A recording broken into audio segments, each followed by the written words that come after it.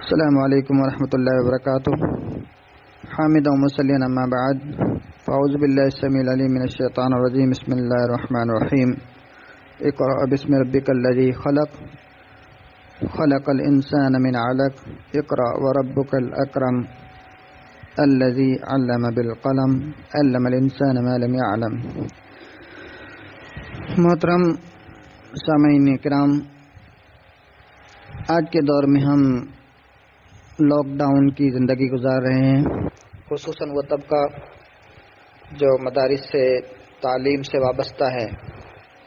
کسی نہ کسی ادارے سے وابستہ ہے،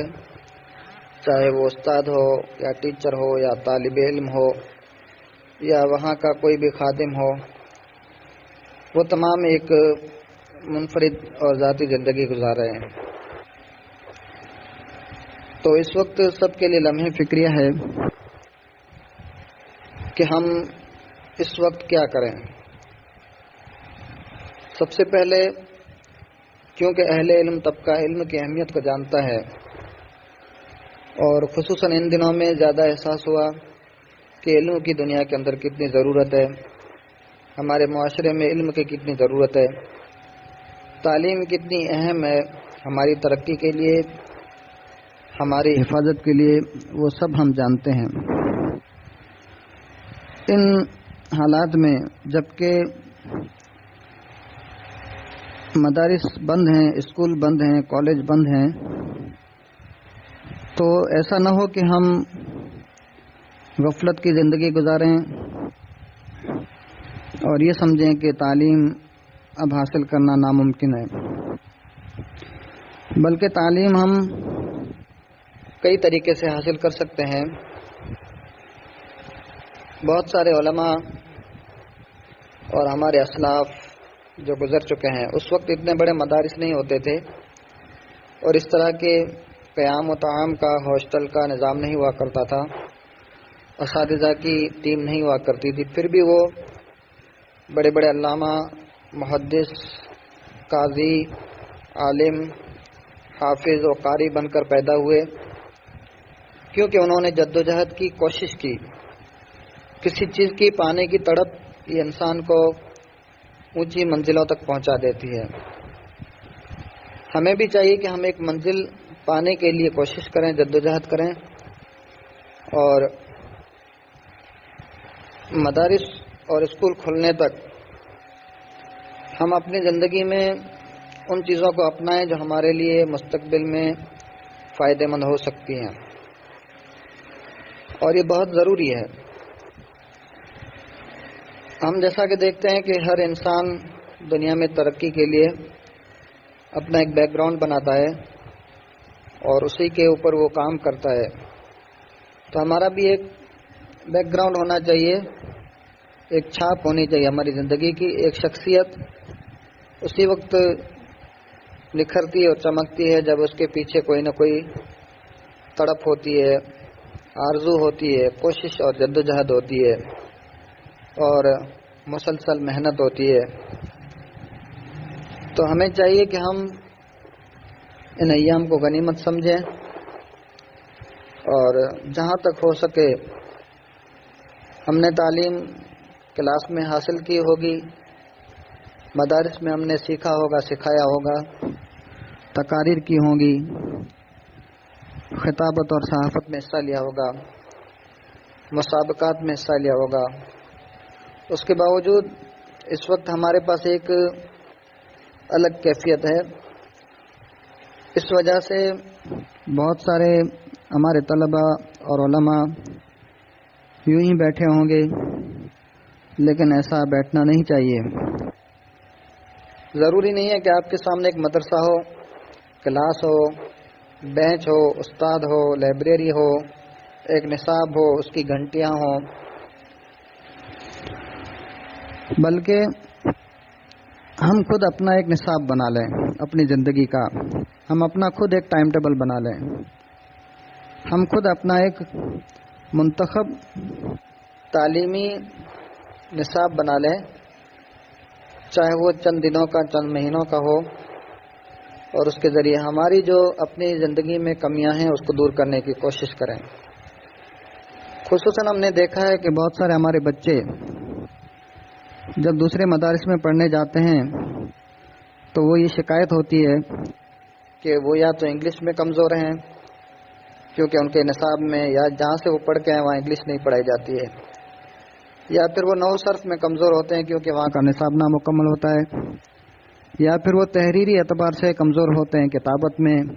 کیونکہ وہاں نقل املا نہیں لکھایا جاتا ہے، یا تو پھر وہ قرآن مجید کی تلاوت میں اور اس کی ترتیل میں، قرات میں، مخارج میں کمزور ہوتے ہیں کیونکہ وہاں اس کی طرف دھیان نہیں ہوتا ہے یا اس کے ماہر وہاں نہیں ہوتے ہیں۔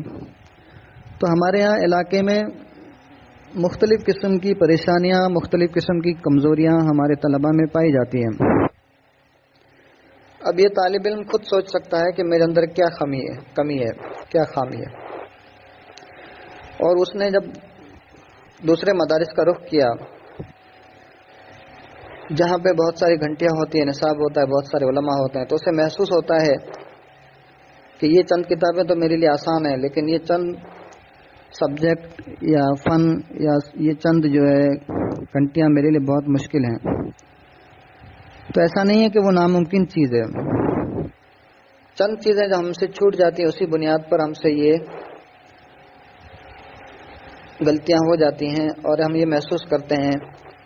کہ میں کیسے آگے پڑھ پاؤں گا یا میں اس کو کیسے سمجھ پاؤں گا۔ اس لیے ضروری ہے کہ ہمارے جو بھی احباب جس فن میں بھی خود کو کمزور سمجھتے ہیں تو ان لاک ڈاؤن کے دنوں میں کسی کے ذریعے، کسی استاد کے ذریعے یا انٹرنیٹ کے ذریعے، ویب سائٹس کے ذریعے، یا اکثر فنون کے ویڈیوز بھی مل جائیں گے آپ کو یوٹیوب پر، اور اسی طرح گوگل کے ذریعے بھی بہت ساری چیزیں آپ کو مل جاتی ہیں، یا پھر آپ خود کسی کتاب کو خرید کر، کاپی خرید کر وہ اپنی کمی ہے اس کو دور کرنے کی کوشش کر سکتے ہیں۔ تو انشاءاللہ جو آپ کے رزلٹ میں ایک بہت خامی رہ جاتی ہے کہ آپ باقی کتابوں میں 90 سے اوپر نمبر لا رہے ہیں لیکن ایک دو کتابیں ایسی ہوتی ہیں جس میں آپ 28 یا 30 یا 32 33 لاتے ہیں، مشکل سے پاس ہو پاتے ہیں یا ضمنی اور مترقی ہو جاتے ہیں، تو یہ ایک بہت برا محسوس ہوتا ہے۔ اس کا تجربہ ہم نے کئی مدارس میں دیکھا ہے اپنی تعلیم کے دوران بھی، خصوصاً ہمارے کش کے طلباء کچھ چیزوں میں بہت زیادہ نمبر لاتے ہیں تو کچھ سبجیکٹ اور کچھ کتابیں ایسی ہوتی ہیں جس میں وہ مشکل سے پاس ہو پاتے ہیں۔ تو ہمیں چاہیے کہ وہ جو خامیاں ہیں، وہ جو کمیاں ہیں وہ ہم خود سے دور کریں کیونکہ وہ وقت گزر چکا ہے سیکھنے کا، تو اس سے ہمیں چاہیے کہ ہم خود سے اس چیز کی ابھی یہ فرصت کے جو دن ہیں اس میں تیاری کریں، اور جس سبجیکٹ میں، جس عنوان میں، جس کتاب میں ہم کمزور ہیں اس کو کسی بھی طریقے سے سیکھنے کی کوشش کریں اور کسی بھی ناحیے سے اس کو حاصل کرنے کی کوشش کریں، کسی کی رہنمائی حاصل کر کے اور کسی کے ذریعے جو اس کا مواد ہوتا ہے اس کو حاصل کرنے کی کوشش کریں۔ اور آپ کے پاس پورا دن ہوتا ہے، آپ فری ہوتے ہیں، کوئی کام نہیں ہوتا ہے، آپ زیادہ گھومنے بھی نہیں جا سکتے ہیں، اس لیے ضروری ہے کہ آپ اس کو اپنی زندگی میں اختیار کریں۔ انشاءاللہ اس سے بہت فائدہ ہوگا۔ میں اپنے ذاتی تجربے کی بنیاد پر یہ باتیں کہہ رہا ہوں، اور ضروری نہیں ہے کہ ہر انسان اور ہر طالب علم یا ہر استاد میری ان باتوں سے متفق ہو، لیکن جہاں تک میں نے دیکھا ہے کہ بہت سارے ہمارے ساتھی بھی تھے تو انہوں نے اگر ترقی کی تو اسی بنیاد پر کی کہ انہوں نے خوب محنت کی، یا پھر وہ ہمارے ساتھی بھی تھے جو چند کتابوں میں کمزور تھے فنون میں، تو انہوں نے اس کے اوپر بہت زیادہ شدت سے محنت کی، تو جو گزشتہ کلاسوں میں یا گزشتہ سالوں میں ان سے جو اسباق چھوٹ گئے تھے یا جو قواعد اور اصول چھوٹ گئے تھے ان کو انہوں نے پھر سے پڑھ لیا تو ان کے لیے آگے کی منزل بہت آسان ہو گئی۔ یہاں پر یہ یاد رکھنا چاہیے کہ ہماری جو بھی کتابیں ہوتی ہیں ان کے کچھ اصول و قواعد ہوتے ہیں، اس کو پڑھنے کے بعد آگے کی منزل بہت آسان ہو جاتی ہے۔ جیسے ابتدائی کلاس میں، عربی کلاسوں میں جو ابتدائی کتابیں ہیں ادب کی ہوں، چاہے باقرۃ الادب ہو، چاہے امین النحو ہو، چاہے امین الصیغہ ہو، منہاج العربیہ ہو، امین الصرف ہو، یہ سب کتابیں ایسی ہیں اردو میں جو ہم پڑھ لیتے ہیں تو ہمیں آگے عربی کی جو نحو صرف کی کتابیں بہت آسان لگنے لگتی ہیں. اسی طرح عربی کی کتابوں میں ہدایت النحو پڑھنے کے بعد باقی نحو کی کتابیں آسان لگنے لگتی ہیں. اسی طرح انشاء کی اگر ہم جلد اول پڑھے ہیں تو ہمیں دوسری بھی آسان لگتی ہے، لیکن اگر ہم نے ڈائریکٹ بیچ سے پڑھا ہے یا ڈائریکٹ دوسری جلد ہم شروع کر رہے ہیں تو ہمارے لیے بہت مشکل محسوس ہوتا ہے. تو اس لیے جو بھی ایسے طلبہ ہوں جنہوں نے ایسی کتابیں نہیں پڑھی ہیں تو یہ کوئی معیوب بات نہیں ہے کہ ہم ان کو سیکھنے کی کوشش کریں. جیسا کہ بلوغ المرام ہے. بلوغ المرام ایک ایسی کتاب ہے کہ ہر حدیث کا جو طالب ہے، مسائل کا جو طالب ہے، یعنی مسائل کو سیکھنے کی تمنا رکھتا ہے یا جو حدیث کو سمجھنے کی کوشش کرنا چاہتا ہے یا مسائل کو یا فقہ کو یا حدیث کو، تو وہ بلوغ المرام پڑھ کے اس کی جو شروعات ہیں اس کو پڑھ کے اور مسائل کو اور احکام کو سیکھ سکتا ہے. اور اگر وہ نہیں پڑھا ہے اور ڈائریکٹ بڑی حدیث کی کتاب پڑھنے جا رہا ہے تو اسے بہت سارے مسائل کا سامنا کرنا پڑ سکتا ہے. اسی طرح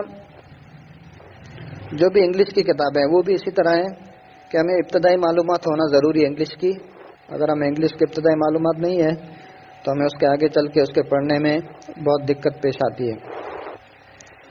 تو میری تمام سے درخواست ہے کہ ہم سب مل کر اس فرصت کے لمحات میں